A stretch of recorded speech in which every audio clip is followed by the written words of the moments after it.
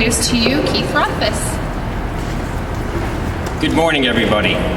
4 years ago, Barack Obama stood in front of Greek columns and told the cheering stadium that he'd make a better life for Americans.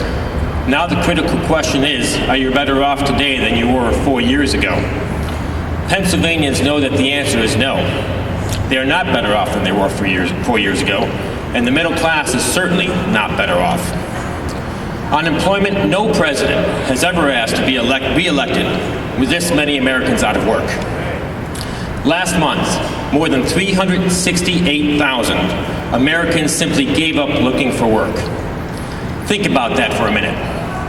That's more people than live in the city of Pittsburgh.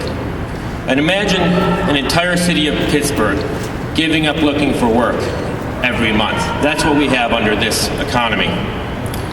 The president has never, in 4 years, pivoted to jobs. Instead of growing jobs, he's growing government. And the result is now 43 straight months of 8% unemployment. On energy, the president's policies certainly have not helped the middle class. The price of gasoline has doubled since he took office.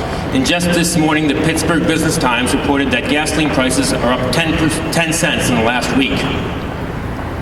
The president's war on coal is closing electricity plants, rising costs for consumers, and taking away the jobs of coal miners and those who work at the power plants. President Obama has failed to make the case of why the next 4 years will be any different from the last 4. He's offered more promises, but he hasn't kept his past promises. The Romney-Ryan ticket will continue to put forward idea after idea on how to grow jobs and to grow this economy. I've talked about the 3 R's in this campaign: repeal Obamacare, relight America with American energy, and reform tax and spend policies. From day one, Obamacare has been a job killer.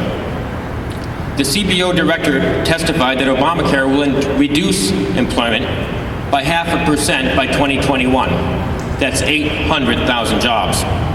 And 73% of businesses with fewer than 500 workers cite Obamacare as an obstacle to hiring new workers. We will relight America with American energy. Cheap energy is the key to getting the economy growing again. Despite this fact, the Obama administration has waged a war on energy by working to shut down the coal industry and working to block the Keystone XL pipeline. Romney-Ryan will stop this war on energy and will pursue policies to achieve energy independence by 2020. Romney-Ryan will not waste taxpayer dollars on speculative and unsuccessful experiments like Solyndra. And on reforming tax and spend policies, this administration's policies are abysmal. This president came to office promising to cut the deficit in half by the end of his first term. We've just had the 4th straight $1 trillion deficit. We have the highest corporate tax rates in the world, and the Obama administration would like to see a big tax increase on small businesses come January 1st. Tax increases on small businesses do not help the middle class. They destroy jobs by taking more money out of the private sector and putting it into government. Romney-Ryan will pull us back from this fiscal cliff and will work to ensure that the U.S. tax structure is far more competitive than it is today. Governor Romney and Congressman Ryan are happy to compare their understanding and knowledge with President Obama's failed record on jobs and financial control that we see today.